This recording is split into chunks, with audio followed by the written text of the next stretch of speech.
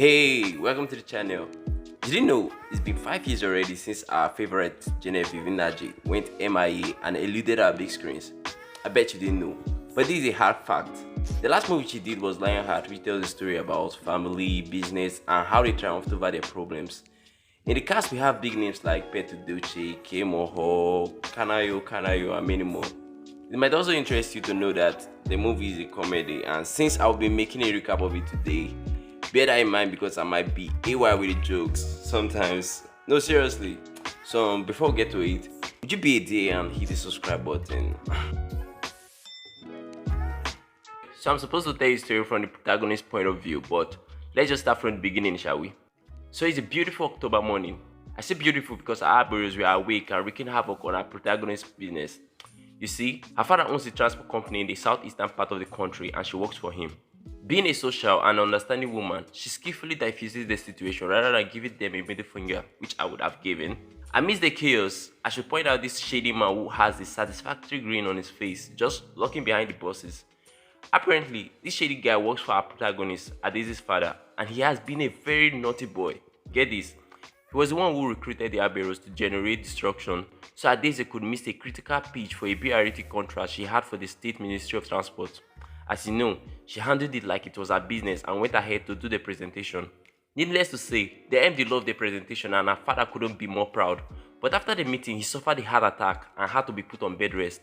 As it seems, his current situation, although bad, might be good for his competitor who harbors plans of buying him out of his company, and openly sends his condolences, which Chief Obiago picked up on and almost gives himself a second heart attack. He has a son he isn't especially proud of who opted to be a struggling musician, much like myself with this channel. Does he however detail? No. We keep releasing stuff in hopes that our mothers aren't our only fans and subscribers. With that, please subscribe, man. Like most successful persons with the ability to retain a daily routine, Adese happens to be one of such people and she takes her daily morning run seriously. After which she heads to the office. Glad she took a rest last night because her problems don't sleep and her staff informs her of them, which she confidently hopes to tackle. She's then met by Onye, her PA, who is always on time with coffee. And if I hadn't seen this movie completely, I would have said Onye has a crush on her, but that's just the effect her idol has on her, I guess. With her father on his first sabbatical, he calls a meeting with the board where he names his younger brother the acting MD instead of her. This doesn't sit right with her because she hoped for the position, but managed to keep her composure. Mr. Shady here tries to ask Kiss, but Uncle has a bullshit detector for a nose and they didn't indulge him. Uncle gets excessively handy with Ada as they reunite. You could tell they have a good relationship, but her earlier displeasure is written all over her face, which he picked up on. She leaves the office, discarding her other activities for the day, so she could confront the root of her problems at home. But her mother wouldn't let her see her dad since she blames his health complications on his work. Her mother assures her that her uncle only means well and would only support her. And speaking of the devil, there he was. He reiterates her mother's earlier assurance before going to meet his brother. With a now change of heart, she abandons her mission and makes an excuse of checking on her father's health before leaving. The next day begins as usual. She goes for a run, then the office. But things were unusual there. Uncle had gathered the whole staff for a morning devotion, and to keep a closer eye on them, he declines his brother's cozy office for a corner in the common area. This gesture makes Adese admire him more and even invites him to a meeting with the external auditors.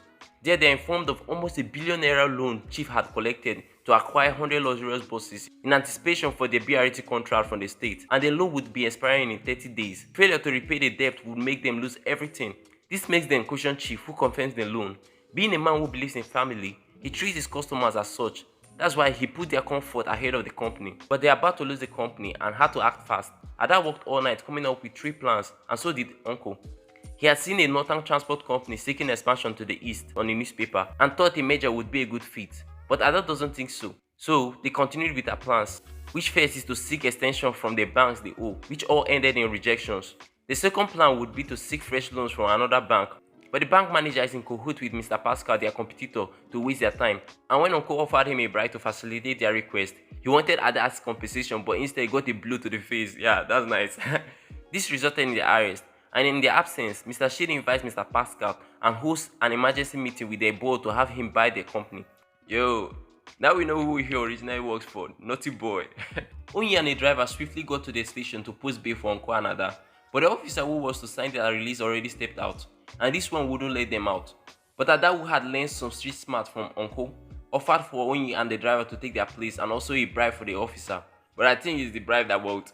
After slipping into the attire of the PA and the driver, they both got to the meeting, which surprised Mr. Shidi a lot. Tired of their continual interruptions, he calls them out on their loan secrecy, accusing the family of dragging the firm into the ground and stating that Mr. Pascal had offered to buy the company for 3 billion naira. The board obviously tilted towards the money, and Mr. Pascal gave them 10 days to come up with a response to his offer, which the board also agreed on. One might think they are done for and they should just surrender to Mr. Pascal, right? But no, Ada instead opts to ask her old lover, who might be into shady business dealings, for money. He agrees to give her 500 million naira just like that. Or maybe there's a catch. While Ada is inside, Uncle follows a fancy lady and ends up seeing a scene where two Easterners were about to swindle a Northerner and raises alarm, which tipped the Northerner off. Ada, who realized herself like someone who had been under a spell, leaves before her ex-lover returns with a drink he went to get. Meanwhile, the swindlers had cornered Uncle, but he was saved when Ada abruptly opens the door, knocking one of them out, and they escape together. Clearly now, all her plans have ended in futility, but they still got the pending BRT contract, which the MD to the Transport Ministry confirmed they wouldn't be getting, because of some bullshit that absolutely makes sense since it's Nigeria. And for the first time, Ada accepted defeat. Seeing the faces of her stars who would be jobless soon breaks her. So the next morning, she even failed to go for a jog or turn into office, which prompts her mother to come see her. Her mother gives her some really encouraging words, and in an effort to get her out of her bed and her head, she brings her to dinner where the family had gathered and even Uncle's wife was present. It proved to help her situation and give them a break from all the chaos happening around them. But what is a family gathering without the normal talk about marriage or the black sheep in the family? Following the dinner, Chief, realizing the burden he had placed on Ada, tells her how proud he is of her. The biggest legacy I will leave for posterity is you.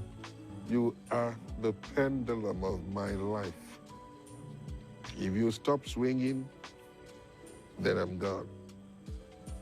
I'm proud of you. It means so much to me.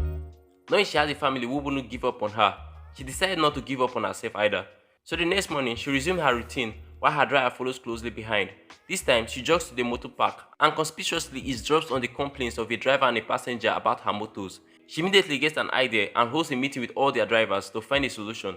But she quickly realizes that Uncle had been right all along, and the solution was they should get smaller cars. She relays this to him, and he brought up the merger with the Northern Transport Company again. This time she buys into it. But their only problem would be to convince her father, who on hearing it refuses because he wants sole ownership of his company and the difference in tribe might just pose a problem. He finally came around after much convincing, and Ada personally assured him she would negotiate the terms of agreement.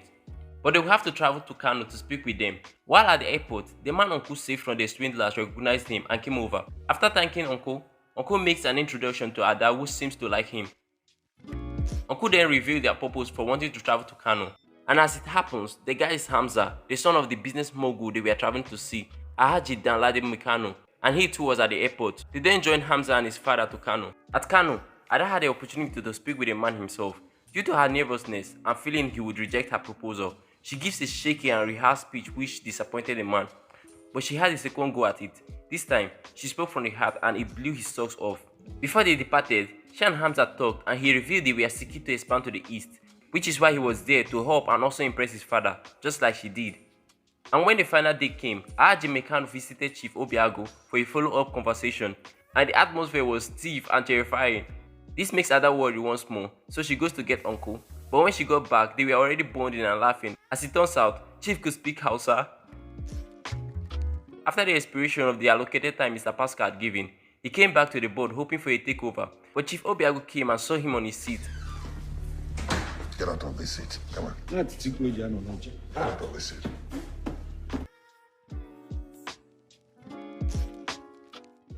Chief revealed the merger with Meccano Motors, and before introducing their new shareholders, you should have seen how he took out Mr. Pascal and Mr. Shady. If he had a gun, it was a clean headshot. He then announced his retirement and recommended Ada for the position of MD and CEO, which the board too agreed on. On his retirement party, the Meccanos were present and Ada and Hamza seemed to want to evaluate whatever is between them. Chief Obiago's son then gives a thrilling performance of a song he dedicated to his father, which at first he was skeptical about but later loved and appreciated.